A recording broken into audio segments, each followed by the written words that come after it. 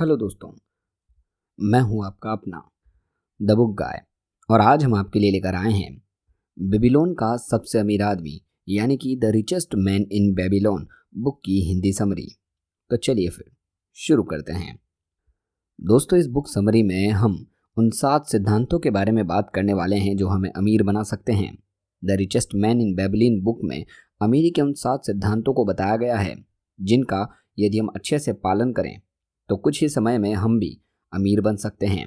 दोस्तों, बेबीलोन का सबसे अमीर आदमी बुक में धन के सिद्धांतों को एक कहानी के तौर पर बहुत ही सरल तरीके से समझाने का प्रयास किया गया है। ये सिद्धांत पहले जितने इफेक्टिव थे आज भी उतने ही प्रभावी हैं। तो दोस्तों, आज की इस वीडियो में हम बेबीलोन का सबसे अमीर आदमी किताब की समरी शेयर कर रहे हैं। उम्मीद करते हैं आपको ये बहुत पसंद आएगी। तो चलिए शुरू करते हैं। दोस्तों, बेबीलोन का सबसे अमीर आदमी बुक में एक बेबीलोन शहर के बारे में बताया गया है जिसमें अरकद नाम का एक अमीर आदमी रहता था। कहा जाता है कि वो बेबीलोन का सबसे अमीर आदमी था। वो अपनी धन दौलत के लिए चारों ओर मशहूर था।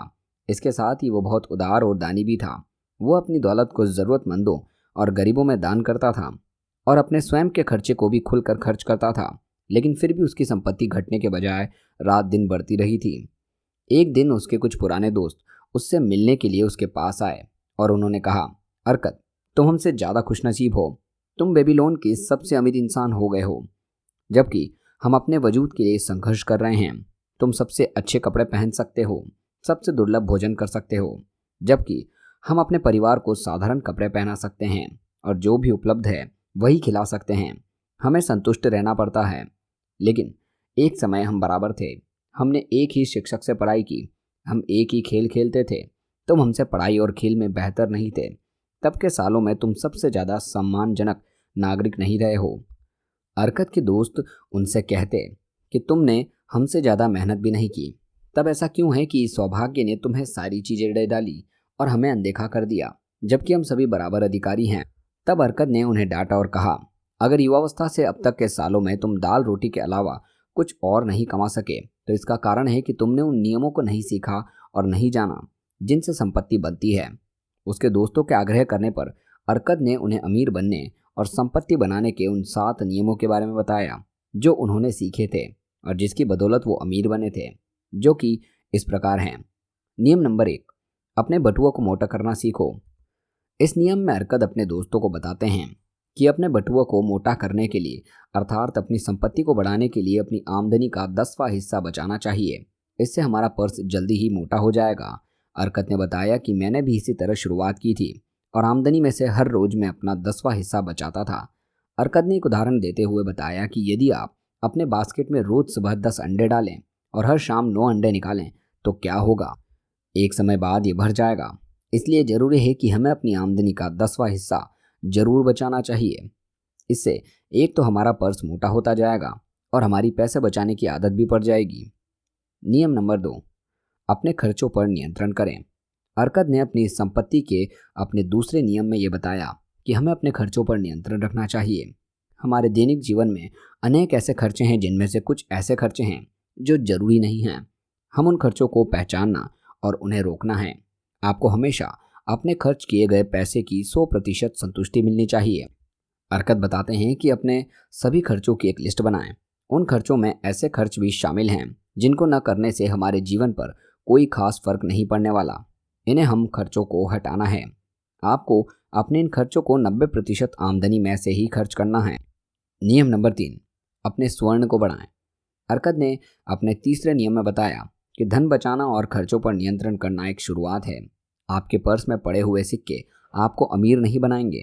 बेशक ये कुछ कंजूस लोगों को सुख दे सकते हैं, लेकिन आपकी संपत्ति को नहीं बढ़ा सकते। आपकी संपत्ति तभी बढ़ेगी जब आप अपने पर्स में पड़े हुए सिक्कों को काम पर लगाते हो। अर्थात कहने का मतलब ये है कि आपको अपने पैसे को कहीं अच्छी जगह निवेश करना होगा जहां से आपको ब्याज के रूप में इनकम आती रहे। यदि आप इन पैसों को निवेश करते हैं तो हर समय ये आपके लिए दौलत बनाते रहेंगे। नियम नंबर 4, अपने खजाने को नुकसान से बचाएं। अमीर बनने के चौथे सिद्धांत में अरकद बताते हैं कि सबसे पहले ये जरूरी है कि हमारा मूलधन सुरक्षित रहे। हमें जल्दी अमीर बनने के चक्कर में अपने पैसों को ऐसी जगह निवेश नहीं करना चाहिए जहां मूलधन भी डूबने का खतरा हो।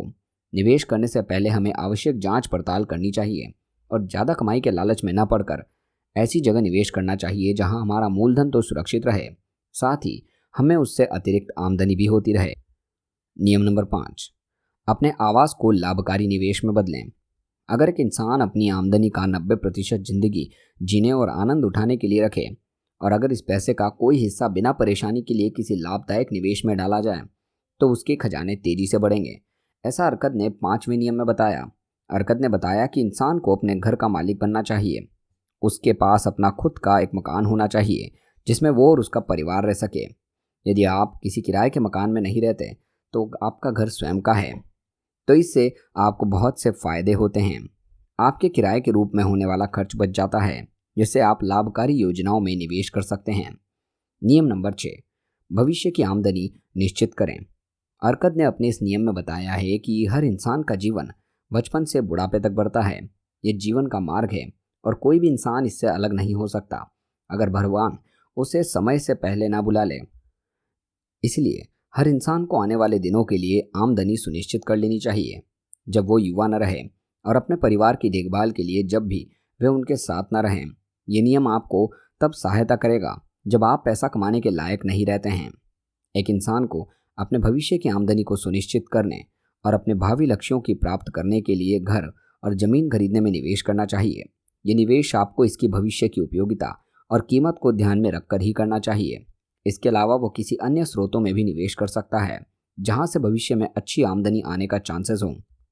नियम नंबर 7, अपनी कमाने की क्षमता बढ़ाएं। संपत्ति बढ़ाने के अपने 7वें नियम में अर्कद बताते हैं कि जितना ज़्यादा हम सीखते हैं हम उतना ज़्यादा कमाते हैं। जो इंसान अपने आप को सीखने से ज़्यादा मेहनत करता है उसे उतना ही पुरस्कार मिलता है। अगर वो कारीगर है तो उसे औजार सीखने चाहिए जिससे वो कुशल बन सके।